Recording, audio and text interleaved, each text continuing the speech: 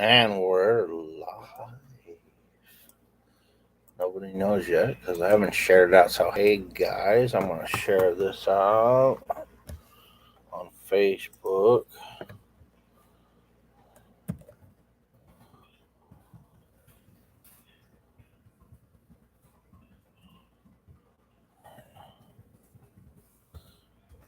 All right, so I'm going to get this shared out to some groups, guys. Let's see what happens. Good chance. See if you can come chill out with me here this Friday evening. Hello, hey, brother Keith and Make, Scare, Han, welcome. Hey, Laughing Crow Candle Company. Oh shoot, where is it? Michael Myers. Like when I got that Michael Myers, I burned that one like start to finish, and it smelled absolutely amazing. But I was heartbroken because it was done. So the one I just got sent to me from Steve, the Camp Crystal Lake one.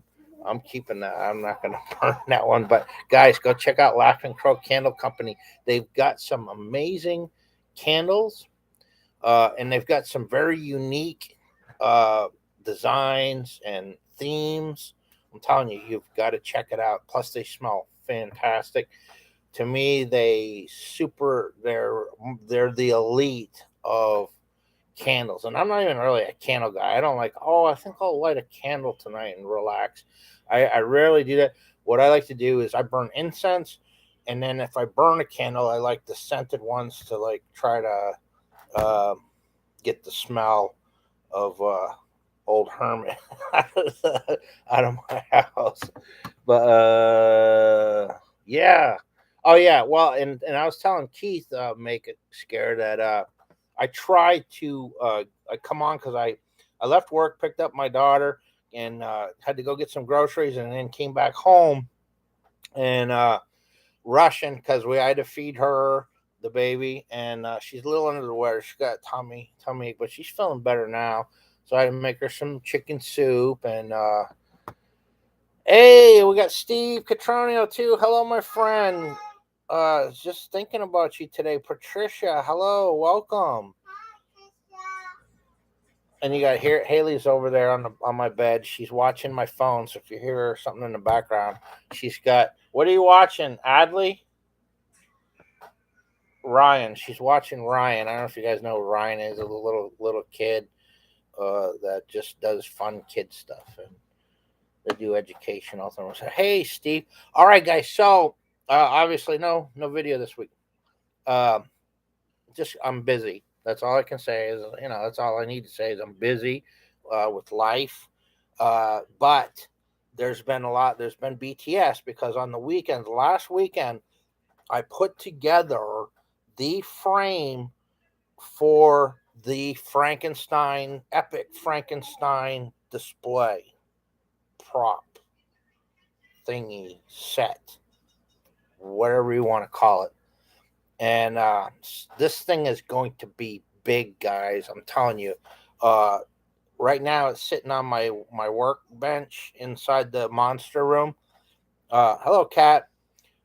It's sitting on my table, my workbench in the monster room, and it's 4 feet by 4 feet.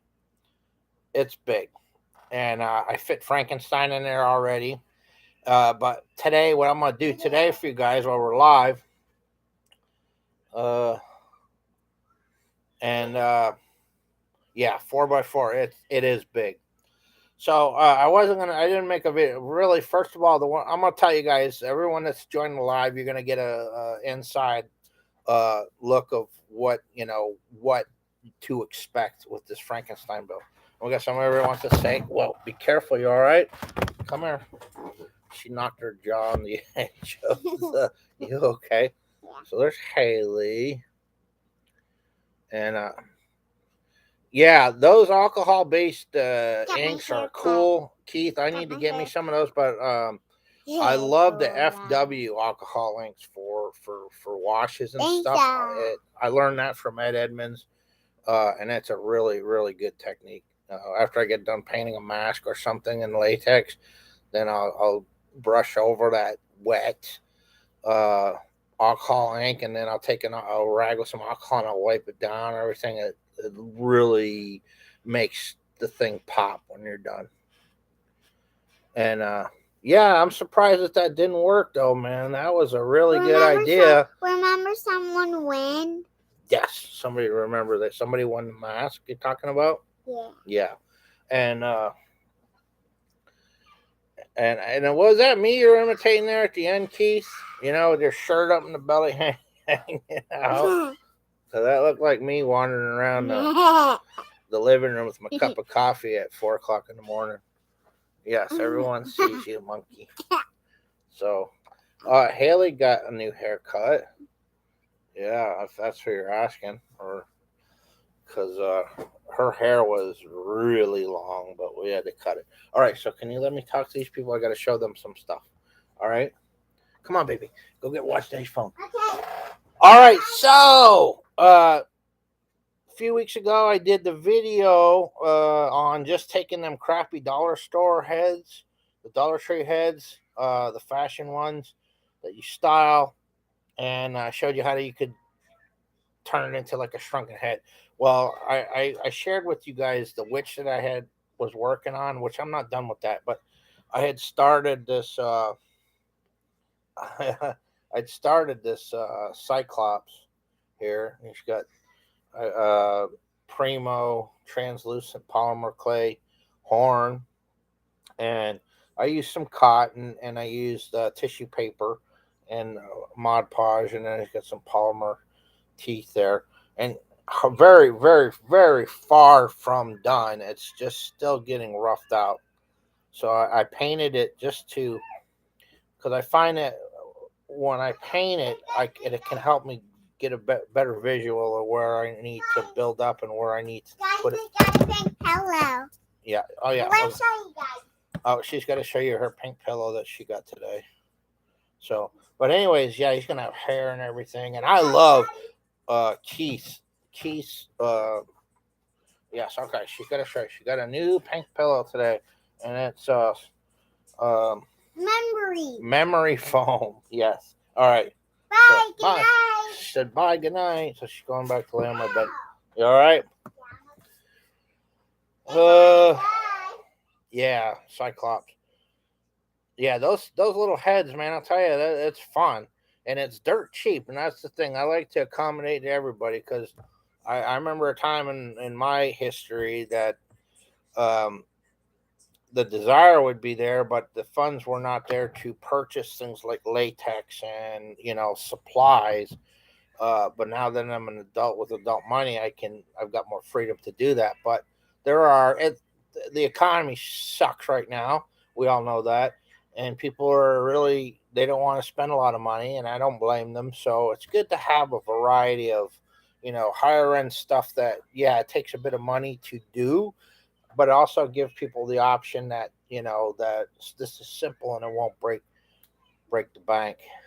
That would be cool. Trio of Terror shrunken heads. Yeah. There is Charles Band. Wait. I'm making color clean. Oh yeah. Okay. All right. Yeah. What is that you're saying? Let me see. Okay, that's Ryan. All right, baby, come on. Charles Band, the from Full Moon Pictures. He did the Puppet Master movies, and their catalog is huge, and that's a very brilliant man, if you ask me, because he built an empire from with his their low budget films, and which a lot of I think a lot of Stuart Gordon directed a lot of those Full Moon films too. Yes, and there is a movie called from Full Moon called Shrunken Heads, and it's these kids and they get shrunk down, their heads are shrunken, and they're able to like fly around and mess stuff up.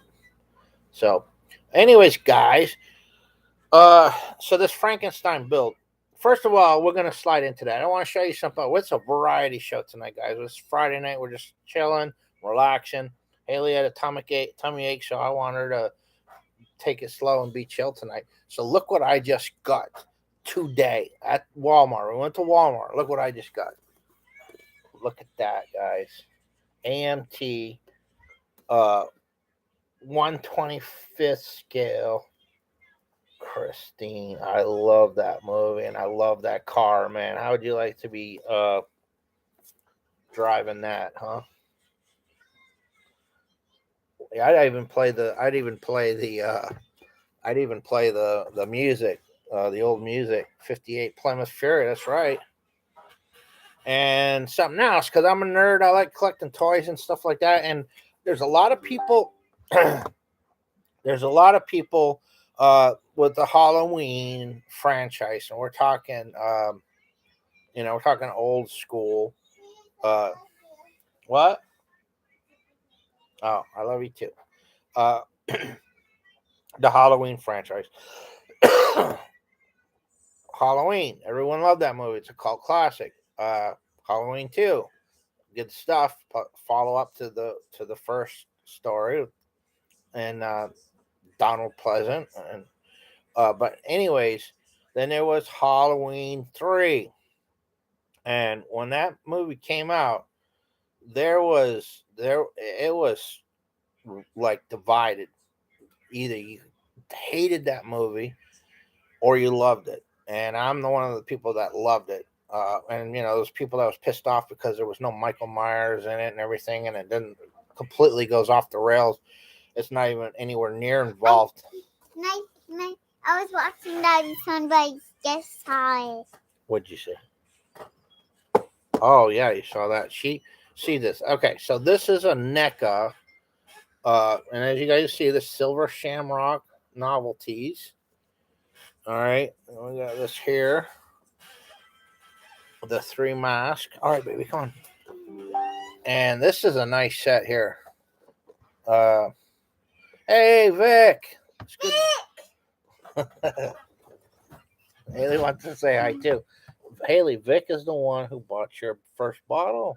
Yeah. Yeah, that you made. Remember? Yeah. And what did you do with the money?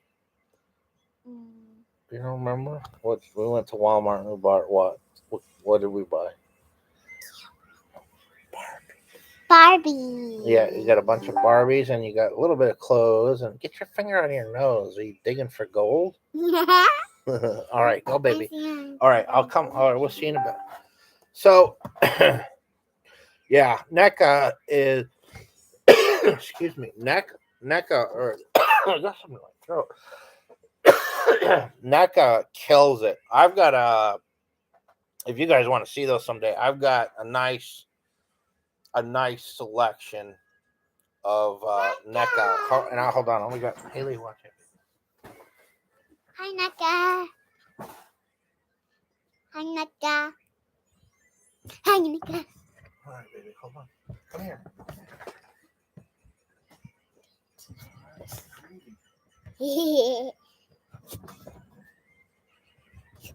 All right, Haley, come here, baby. All right, come on. I'll watch it.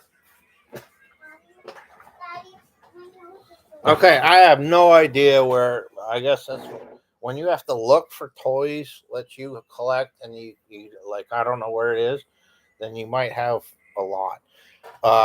I've got a McCready, the NECA. It's a deluxe one. It was a pre-order. No, you're not bleeding. Let me see. We'll stop picking it. It was McCready from it or the thing. Sorry. I need a bottle of Botanica. Yeah. And anyway, so we got this NECA Halloween 3 set, and that is cool. Check that out. It's got the trick or treaters, the mask, and you also have you got the masks in the normal version, but then you also have it in post Shamrock commercial head exploding and insects and snakes coming out, and then it's on the back too. It sounded like like an order form for one of the masks. That's cool, and it's very. I love that because I'm very nostalgic with one of my favorite things when I was a kid was I bought the famous Monsters of Filmlands and the Warren publications like Creepy and Eerie. I loved all the horror comics and stuff like that. And my favorite thing to do was Guys, you know what, guys? I'm gonna be Chucky girl for Halloween. oh yeah, you're gonna be Chucky girl for Halloween, right? Yeah, my mommy's gonna paint my face Chucky, and we have to spray my hair orange. That's true. She is gonna be Chucky girl this year. She wants it. Yeah, She's requested it. I'm not having. And I even have the Chucky's knife from the movie and stuff like that. But yeah, but my favorite thing to do with those famous monster film and Warner publications was I read them cover to cover, but my favorite part was when you get to the ads like Steve just mentioned Don Post mask, which is always usually in the back. Um, the ads for the toys and the order forms and stuff, and the gimmicks, the X-ray glasses, and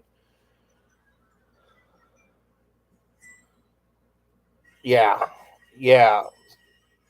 How that season of the witch is a to me it's a brilliant film. I love it, and it's got a lot of meat to it.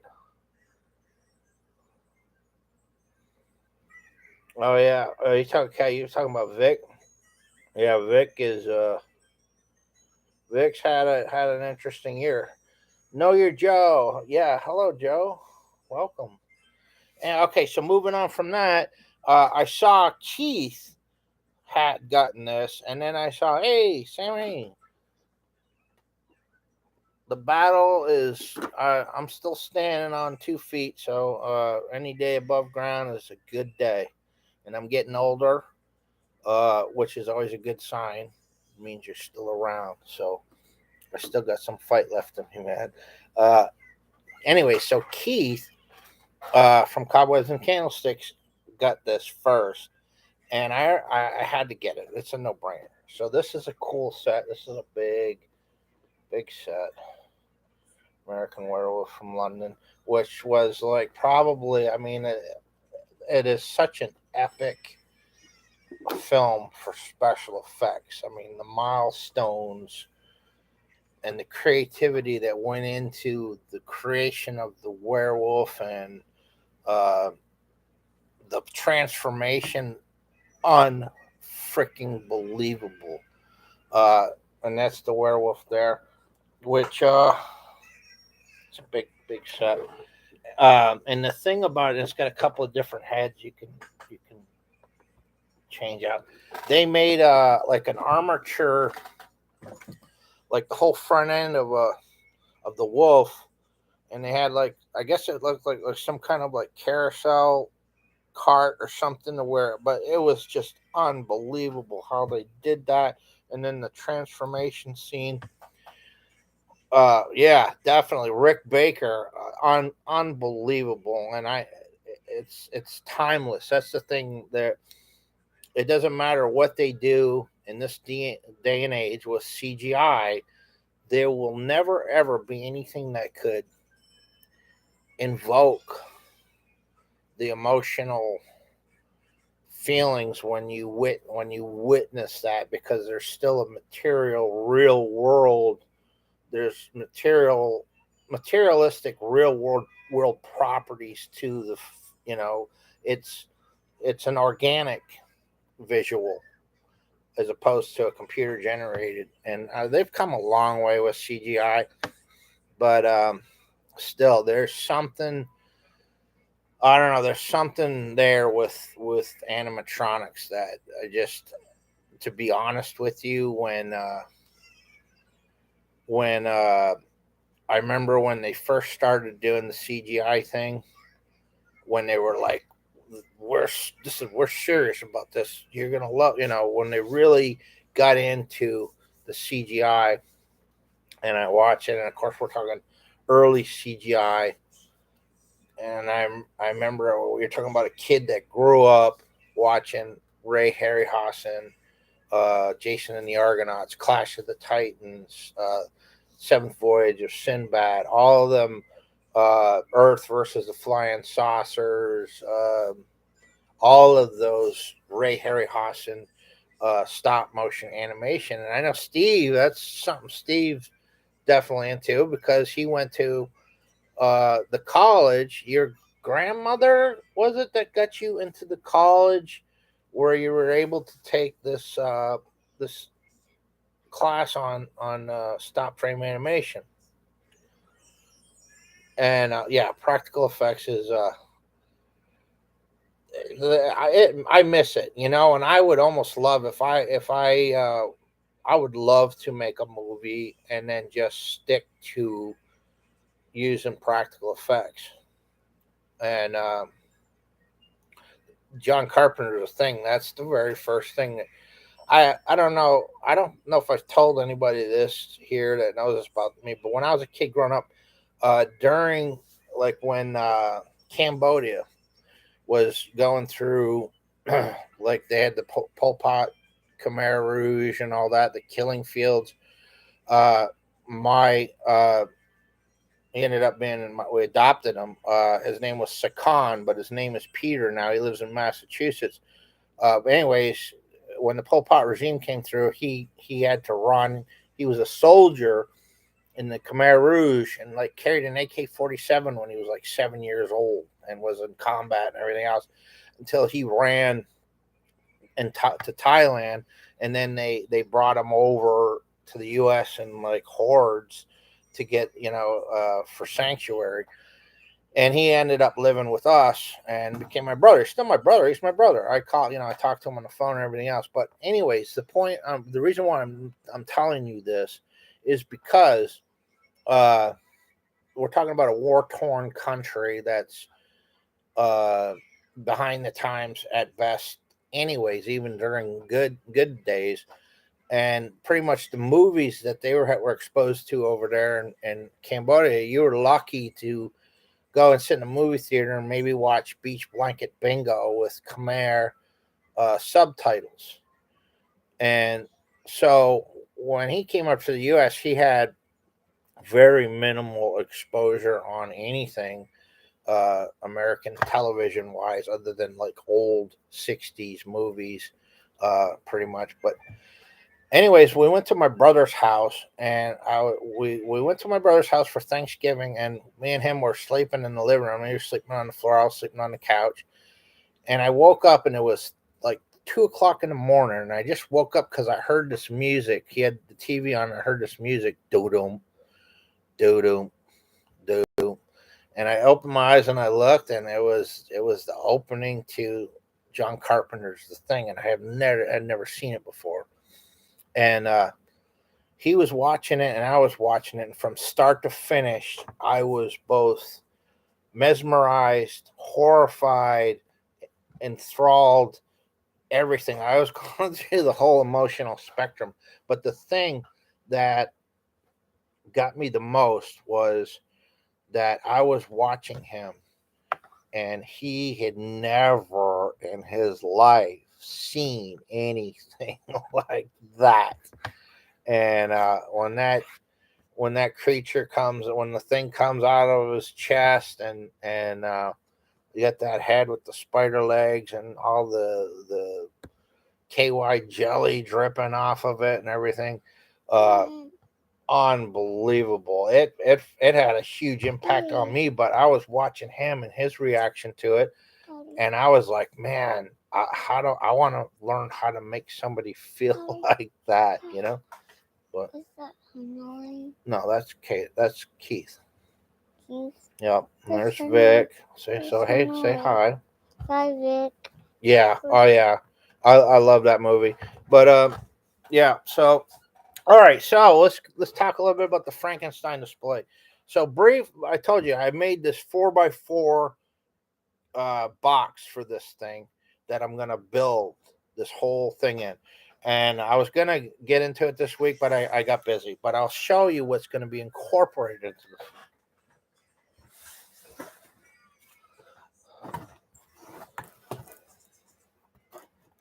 Vic, if you've never seen John Carpenter's The Thing, I'm telling you, if there's there's a very small.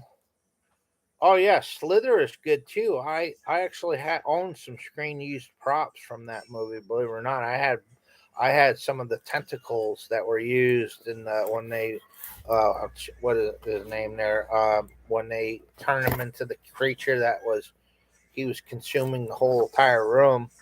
I had some of the tentacles from that. The Fog. Now wait a minute. Which one did you see though? You got to watch the original one, the John Carpenter one, that's got Jamie Lee Curtis in it. Because if you watch the remake, the one that came out in I don't know 90 something, that movie, it's I don't even like it as a standalone film, let alone a I thought they were gonna go, yeah. All right, so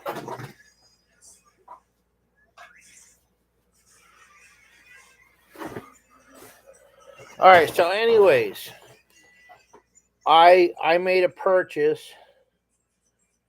Yeah, you gotta see it, Vic. That's a movie you absolutely have to see, and it's inspiring big time.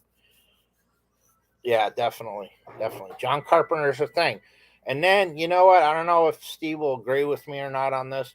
There is a prequel that they made in I don't know 2000. It's I don't know. It's probably about six. I don't know how what, but they use a combination of and that one they used a combination of CGI mixed with practical effects, which uh, yeah, yeah, you got to watch that, Vic. I'm telling you, that is yeah, that is a really really brilliant film. Yeah, the one with Adrian Barbeau, I, I like which I'm always big fan of hers, Creep Show, and what they're saying that's Steve. Now, Steve is the one, Okay, yes, because he's like, wow, that's cool. Haley, in the liver, and the picture of the man that's got the ball. Look at me. You know, what you? You're not bleeding. Come on. All right, guys. So, yeah, it's too much CGI. I think initially their plans were to go as much practical effects as possible, and I think they made a last minute maybe the it didn't go the way they planned and had the. Daddy, I just saw the leaking Yeah, all right, no, yeah, okay, baby. Oh, so everybody's got a bobo. Everybody's gonna send kisses. Okay, so you'll be all right. Uh, Yeah. yep. So, anyways, guys, I put in an order with when hinges creak, and I'm going to talk about that when I show the big reveal. Yes, they did all the practical and then covered it in CGI. Yes, they did, and it was a shame because that movie had potential. Daddy, And why is there the cylinder thing? it's because he didn't like what we're talking about. He doesn't like the movie we're talking about. So why is he throwing up now? Why is he throwing up? Because it's not good. I still think it's worth seeing. I mean, if you watch John Carpenter's The Thing, then it's it's like some kind of a fix to get more. That's the thing. I'm a sucker. If it's oh yeah, Jaws is mine too. In fact, my whole bathroom, fucking guy. my entire bathroom is Jaws. I watched that Jaws with Dada. Yeah, no, you don't really watch too much of it because it's. But okay, go watch that phone. I'm coming in a bit. Yeah. So aliens. Oh yeah, you gotta see aliens. Aliens. Alien and then Aliens. Aliens was. I didn't see Aliens, believe it or not, until I was 20, 21, and I was dating a girl at the time, and we went to this video store. Now, when I saw the 1979 Alien, I was in my bedroom, on my little black and white TV with my brother. I watched that on TV for the first time.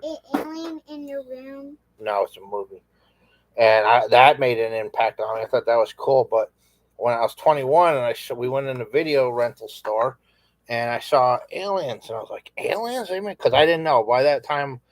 I wasn't. There's no aliens. I wasn't buying monster magazines or anything like that, so I was kind of out of the loop for a while. And I saw Aliens. I was like, wow, I didn't even know that they had made one. But when I watched that one, it was because I thought I was going crazy. I thought it was that Mandela effect. When I watched that movie, it showed when they sealed themselves in the compartment, when they started getting the tracking of all those aliens that are coming towards them, and they welded all the doors shut. But what I saw was that there was outside the doors were some like Gatling guns with counters, and then when they started to get a bunch of the readings, those Gatling guns unleashed, and it was blasting, and it was emptying, and it was dumping ammo quick, and it showed the counters going down to zero where it runs out of ammunition. Yes, that was but after that, when I watched it again, I never saw those scenes again. Right? And I thought, man, am I going crazy? Haley, there's people. What is? Okay. Well, go lay on Daddy's bed. So, yeah, so I thought I was going crazy, and then finally I realized it was the theatrical release, which was and that's good stuff. Yeah, I don't know why they pulled that out because that was unbelievable. I remember watching it, and it was the first time I watched it. It made such a huge impact on me, that whole movie.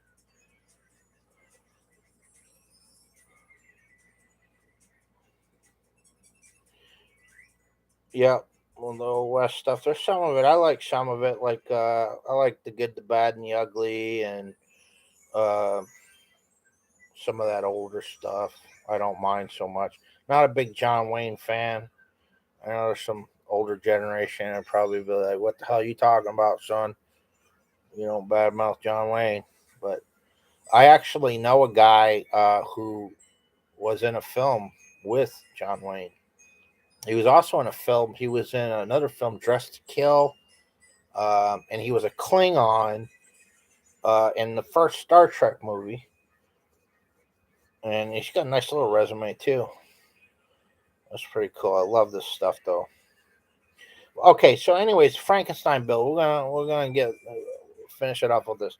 I put in an order with When Hinges Creek. I suggest if you guys they just if anything if you're building like a mad scientist contraption or anything like a steampunk inspired, or you want to dress up like if you want to build an elevator, like if you want to turn one of your doors into an elevator, I'm thinking of doing that actually in my hallway.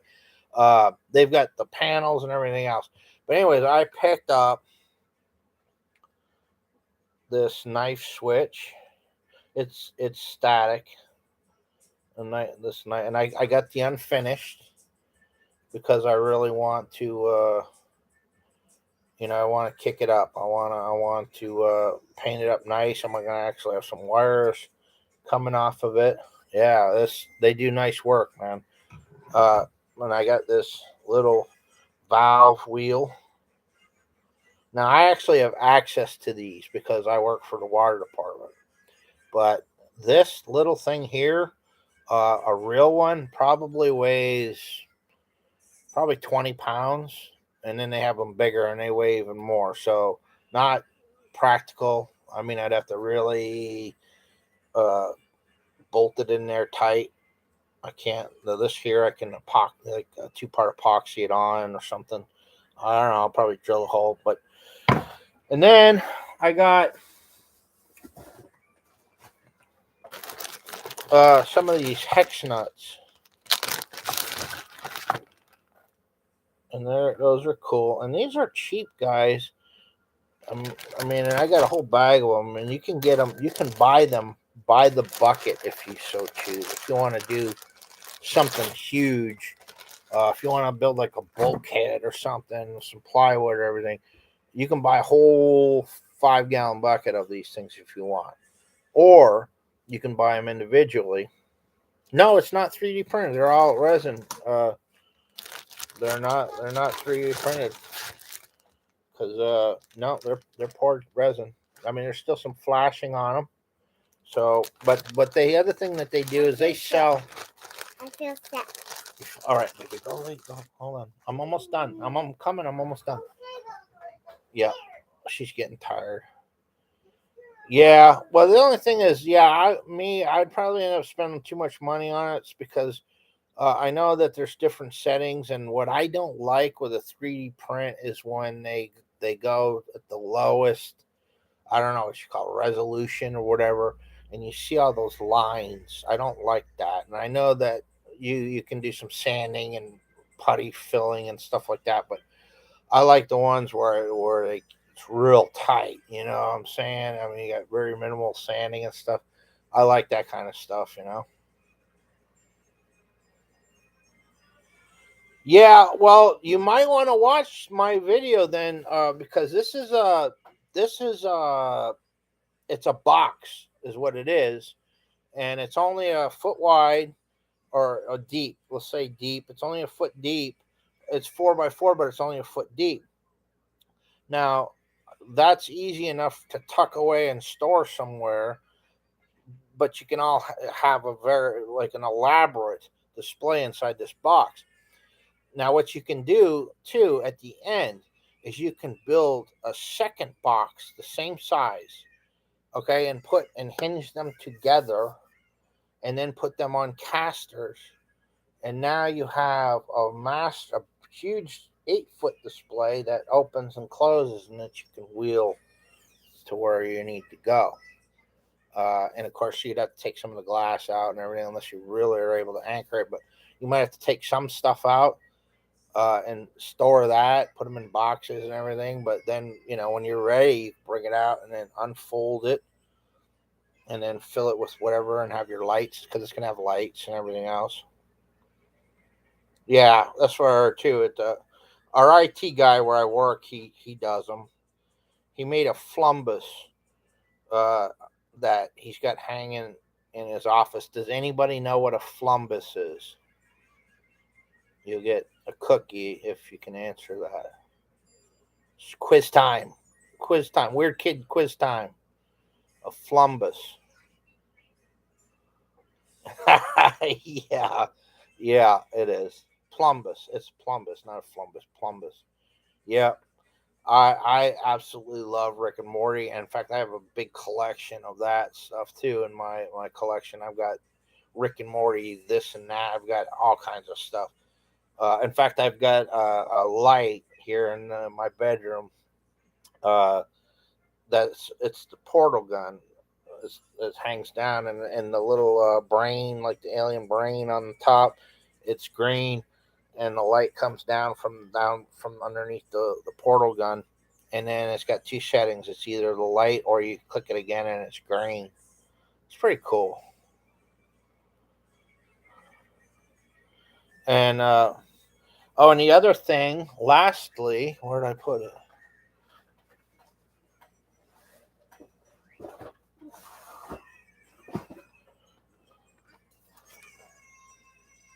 We got some LEDs. Plumbus. Nobody really, nobody really knows. You don't know. You just don't know. A plumbus is. It looks like a sex toy, actually, but nobody knows what it's for, because in some scenes from the in the show, there's a plumbus hanging in the kitchen. There might be one in the closet. There might be one in the bathroom, and they have commercials in the Rick and Morty episodes sometimes where they talk about how, like, one episode, they're watching this thing where they show how plumbuses are made. Uh, then or they'll have different commercials, and they'll be talking about but nobody knows exactly what it's for. It's I love It's funny, man. It's a good show. I like that show. Columbus, yeah.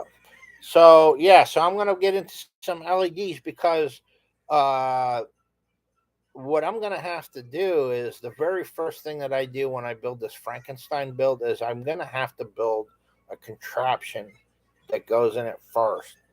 And I've already got some ideas for how we're gonna do that, and that's where we're gonna get in use those LED lights, and we're gonna have some gauges and switches, and then we're gonna figure out where that knife switch is. We're gonna have some like blacksmith copper on one on some area. We're gonna get into some brick like rock work using some foam, and we're gonna build all kinds of stuff. We're gonna get into that. I'm gonna have all kinds of visuals. It's gonna be medical equipment and glass beakers. It's gonna be like a little self-contained mad scientist laboratory with all the gadgets and gizmos, a microscope, maybe some charts, literature, a feather pen. Who knows? We're gonna dress this thing up. We're gonna hit it hard. Yeah, I love. That's actually my favorite monster is Frankenstein. He's timeless, and there's so many different variations of him that. But I think my favorite Frankenstein, don't shoot me, is the Curse of Frankenstein because I mean I love Boris Karloff. Don't get me wrong, and I love the Boris Karloff monster, but I love the Curse of Frankenstein. Peter Cushing, Christopher Lee. I love the Hammer stuff. Period. I think it's more surreal because it was colorized, and so when the blood was red, and there was no gore in black and white Boris Karloff. That was more atmospheric and creepy, as to where the Curse of Frankenstein was more terrifying. It was right in your face with the horror. And when they unveiled that, when Christopher Lee took off the bandages and they did that dolly zoom into him, I was like, that scared me as a kid. He had that cloudy eye and everything, and I always loved Frankenstein. And Keith and I share the same dream. If like I said, if I was a millionaire or whatever, if I won the lottery, and I had one thing I would really like is a room that's just one big mad scientist laboratory with Frankenstein mannequins, like, but high end, and really no love for Peter Cushing, huh? I just dig Frankenstein, man. I mean, even I can't with Robert De Niro as Frankenstein. Uh, I didn't like that movie, but I still appreciated him as a Frankenstein until he talked. Uh, you talking to me?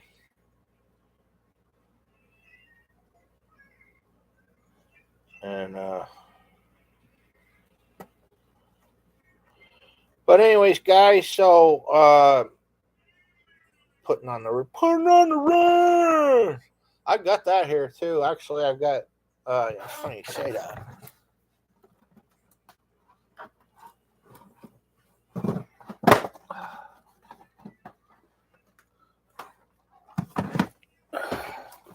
I got this.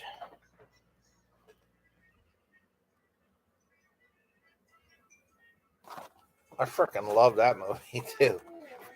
That was that's a movie that I could watch at least a couple times a year if I'd put it on. And I have no problem sitting there watching it. Some people think it's crazy when a person like what can watch a movie over and over again. Some people are like, oh, they've seen it once and that's enough. This guy here, the mole people. Anyone remember seeing that? Or the Universal?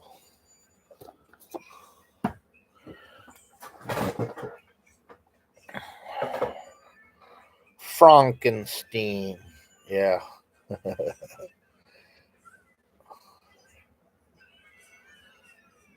You want to get the Migo Toxie? There's the Migo Toxie. I was able to. I don't know. You guys might be crazy. Think I'm crazy. I had the opportunity. I was talking to Lloyd Kaufman from Trauma. I got connected to him on Twitter, and I actually talked to his manager, and he was interested and willing to come on the Weird Kid show for an interview, and I was really super pumped about that. But when I got with his manager, he said that he would only do a phone interview, and I don't have any way of recording a conversation or something like that. So I ended up not doing it. And somebody else that I was able to do an interview with, but was only strictly phone, was Joe Bob Briggs from the last drive-in. Some of you may remember him because he used to host um, the TNT's Last Drive-In. Yeah, Billy Bob's Last Drive-In, and he showed two. He was basically a horror host, and they showed two horror movies on. Uh, yeah, that's true too. But maybe I'll hit him back up again. That's possible too. I'd have to put in a lot of visual inserts because nobody's gonna want to watch a blank screen. And yeah, that's true.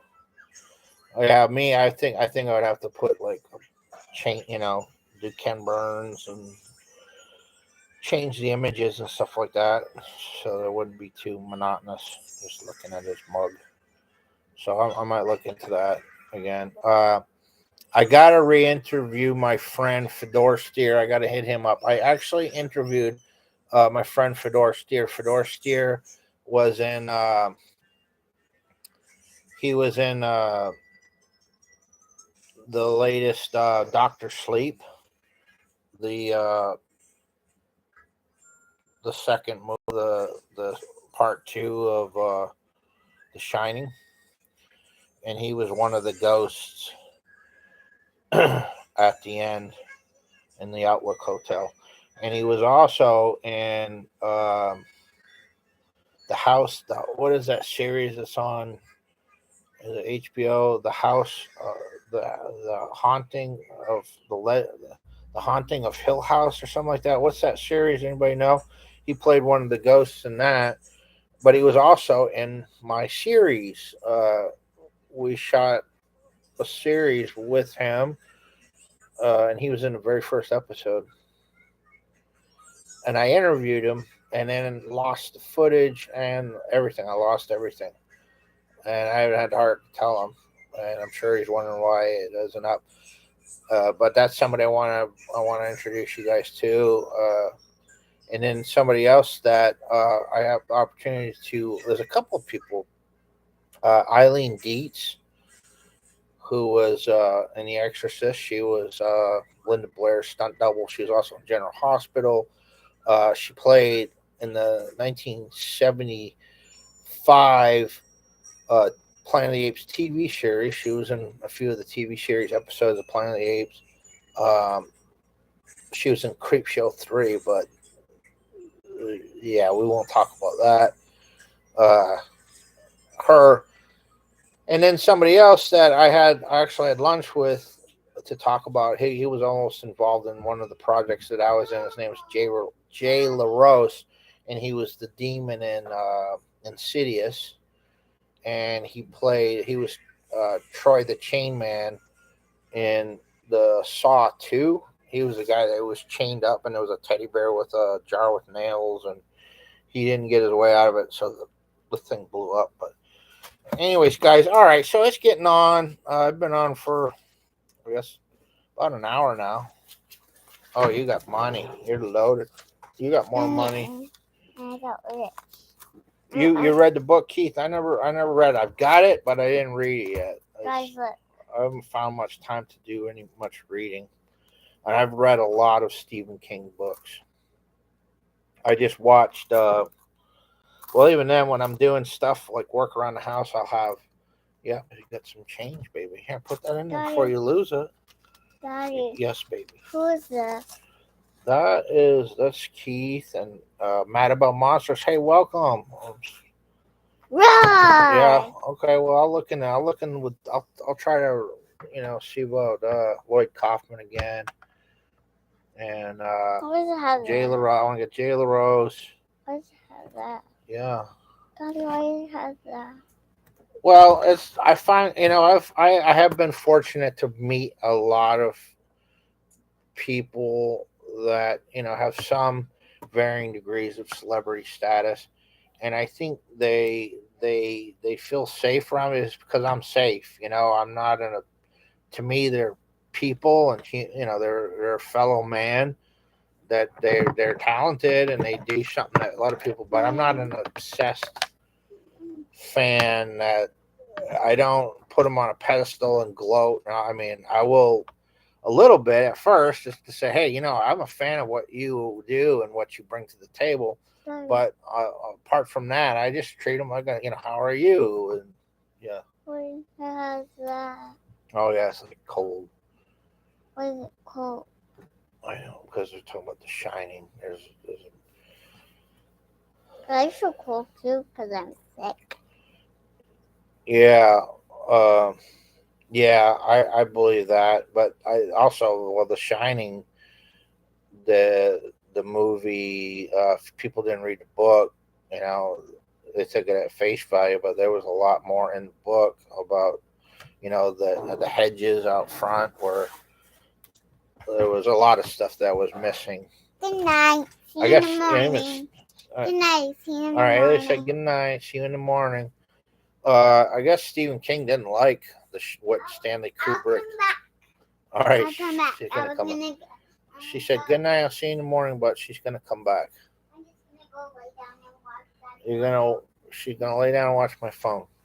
Yeah. So I love the. I watched when I was doing stuff around the house. I put on Dreamcatcher. I don't know if any of you guys saw that. The book was awesome. The book was really good, and I was disappointed with the movie, but I still put it on from time to time to I don't know, just to get the story and everything like that. There's some cool elements to it. It's not a terrible movie, but uh, and right now for free I've got Peacock. I'm gonna watch. I started. I'm about 10 minutes into it. The Black Phone. I don't know if any of you guys saw the Black Phone yet. Yeah,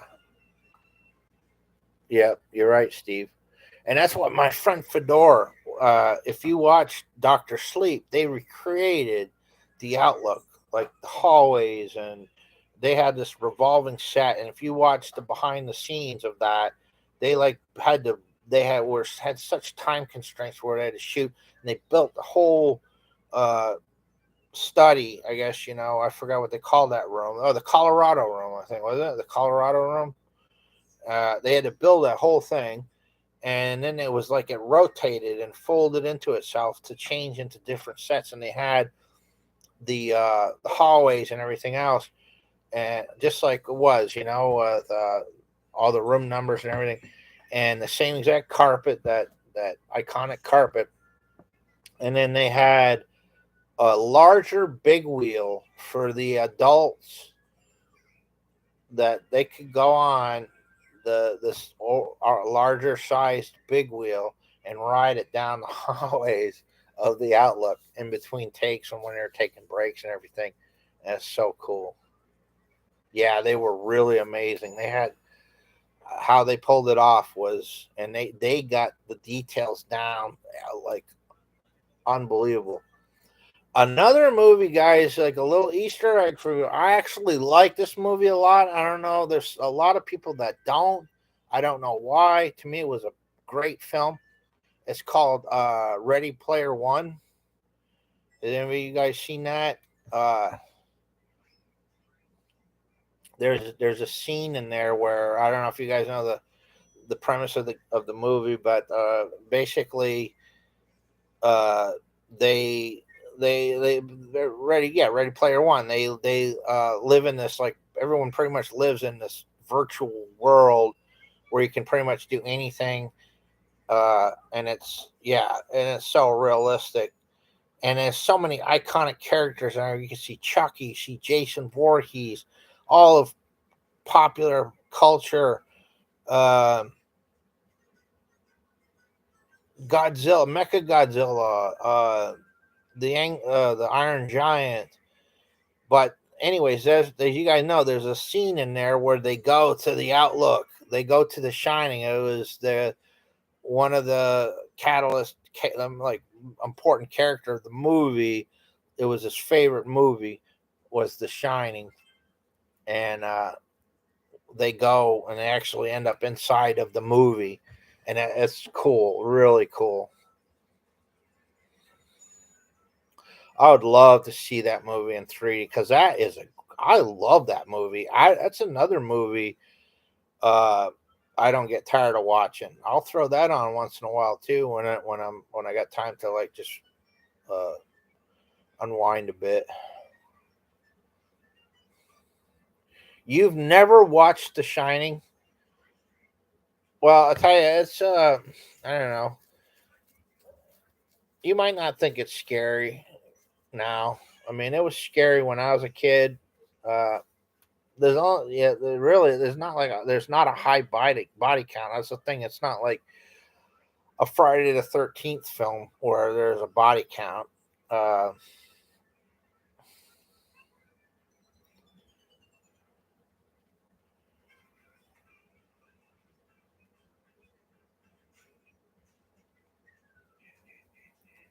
the Shining. I've got my bathroom used to be The Shining before I had kids.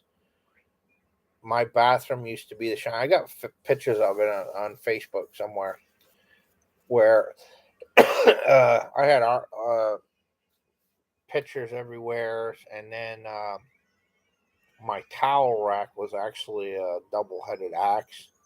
That was my towel rack, and on the back door of the bathroom, I split it open, and inside I recessed a life cast of Jack Nicholson's face, and then I did a bunch of painting with dripping blood, and then red rum, and uh, yeah, I still got a lot of Shining in my living room because that's up there. That was a big moment for that. Now that movie I saw at my friend's house. He they were better off, his family, financially, because they had a Betamax when it first came out. They bought a Betamax, and they had HBO, and so we didn't even have cable, let alone a VCR. We just had rabbit ears, and so my I was very limited when I was a kid on what I could watch, and so I was starving for it. That's why anytime I had a chance to go over there, and he's like, "You want to watch a horror movie?" I was like, "Yes!" Before he was even done asking, and that's where I was exposed to The Shining. They had it on. They had that on Betamax, and I sat there and watched The Shining with them. And yeah, and when those two girls showed up, I was like, "Whoa!" I was like 13, 12, 13 when I saw that, but the thing that was very impactful was during those years when Halloween would come around, HBO would do these horror movie marathons, and I was allowed to sleep over his house one Friday night when they had this horror movie marathon, and it was like, I don't know, it was like 5 films or something that started at a certain time and then just went on all through the night. The last movie that they showed was The Exorcist. I'd never seen The Exorcist. There was I can't remember what, I think it was Friday or Nightmare on Elm Street. That was the first time I saw that, which I liked that. That was good. Then there was some other lower budget ones like Don't Look in the Basement or something like that. But as the night went on, my buddy and his brother fell asleep on me, and The Exorcist started, and I was like, hell no, I'm not gonna sit here in the dark by myself and watch this movie. So I kept trying to wake him up. I kept trying to wake him up. Come on, man, wake up, watch this with me. And he would not wake up. So I sat there uh, in the dark, pretty much by myself, and I watched The Exorcist. And yeah, whoa, that that stayed with me for a few days after that. That was like that hit me hard. Puppet Master, yeah. There was, yeah, the Puppet Master. Yeah, I like Stephen King books too. I read a lot, especially when I was like in high school. Uh,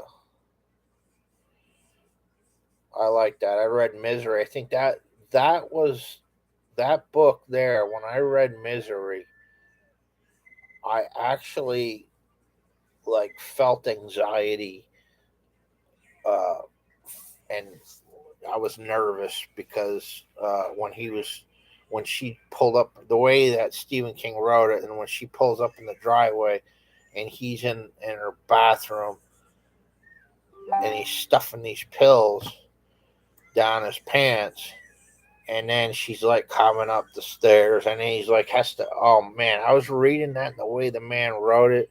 I was like, I had to like, I felt like I was gonna start hyperventilating. But the other thing that I don't know if anybody knows this, but she cuts his thumb off in the book with with a set of an electric knife, and they didn't put that in the movie.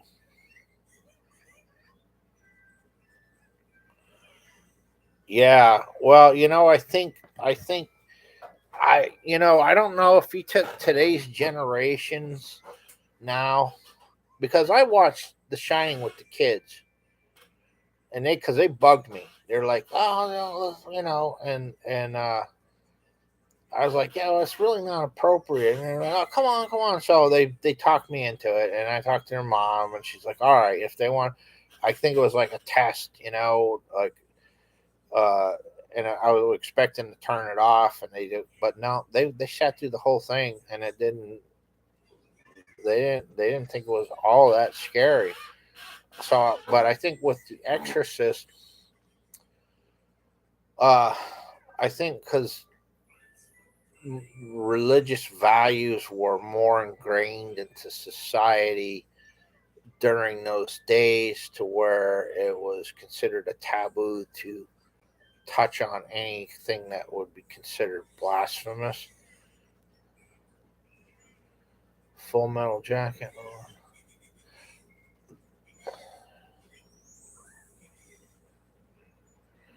Uh, that's cool. I actually went to the docks, like down, well, they call it the dock. It's down by the water, uh, down by the shipyards in England. I want to say north of London, where they filmed parts of Full Metal Jacket, and it's this whole area to where it's all of these buildings that are just like all they're crumbling and they're partially demoed, and it's where they filmed all the like the war torn urban areas with the buildings and stuff, and I got to see that. That was pretty cool. It's big too. It's a big area.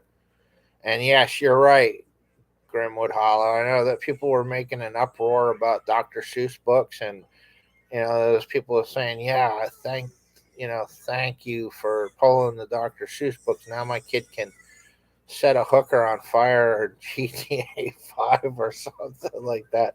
It's crazy. Yeah, and that's what it is, man. It's an overstimulation to the point of uh, it. it makes people jaded, And I've noticed that. That's one of the biggest things that I've noticed, and it frustrated me about the film industry. Yes. Oh, it's from touching the window. It's okay. It's a print. It's just it's something I'm gonna wash it off. Okay. Um, when I was a kid, like I said, when I was a kid, when I lived out in New Hampshire, I lived in New Hampshire. I was born in New Hampshire, and I lived there until I was. We moved to Vermont when I was 11 years old. When I lived in New Hampshire, I was in pretty good shape with horror movies because we had this channel we got out of Boston, Channel 56 out of Boston, and every Saturday they had it was called Creature Double Feature, and they showed two back-to-back horror movies. I never missed it. I was stuck in front of the TV every Saturday to see those movies. There was a lot of Frankenstein. It was Godzilla, the Hammer horror movies, B movies, all kinds of, everything. And that's where I had, where I first fell in love with horror movies. Plus all the monster magazines and publications and stuff. But when I just before I turned 11, we moved to Vermont, and we lived in the middle of nowhere, pretty much. And there was no cable, and we literally only got like two or three channels at best, and there was no Creature Double Feature anymore, and so that bummed me out big time.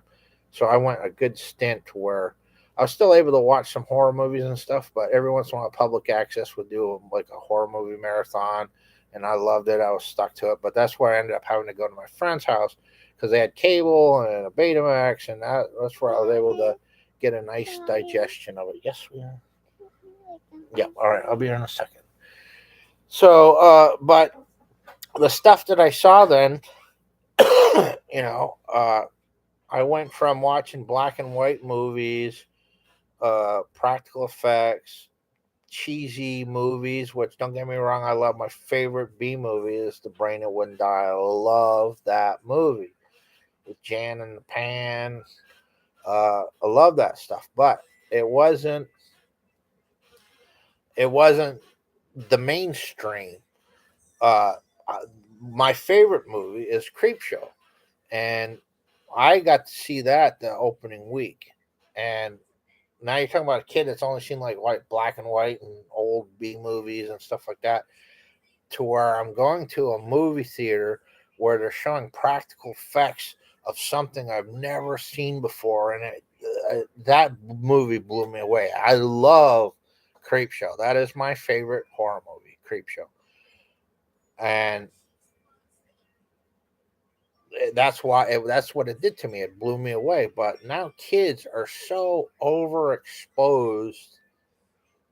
People are overexposed so much to the fact that you could spend $20 million on a movie, and it looks absolutely amazing, shot on a red, uh, perfect cinematography and brilliant lighting, epic tracks and mixing and audio is clean, good actors, maybe some good visuals, good CGI or good practical effects, and then you just have somebody sit there and go, yeah, it was all right, or no, I didn't like it, or no, it wasn't scary, or it's because we become jaded because we're so uh, we're there's so much now, so much exposure to it that we become everyone has become an armchair Siskel and Ebert.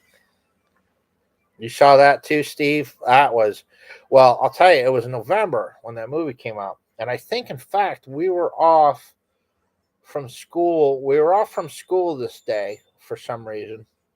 And I went to my friend's house, and his brother, I waited. I didn't even know we were going to go to the movie theater. His older brother's like, "You guys want to go to the movie?" And I was like, "Well, I don't have any money." He's like, "Oh, it's all right. I'll pay for you."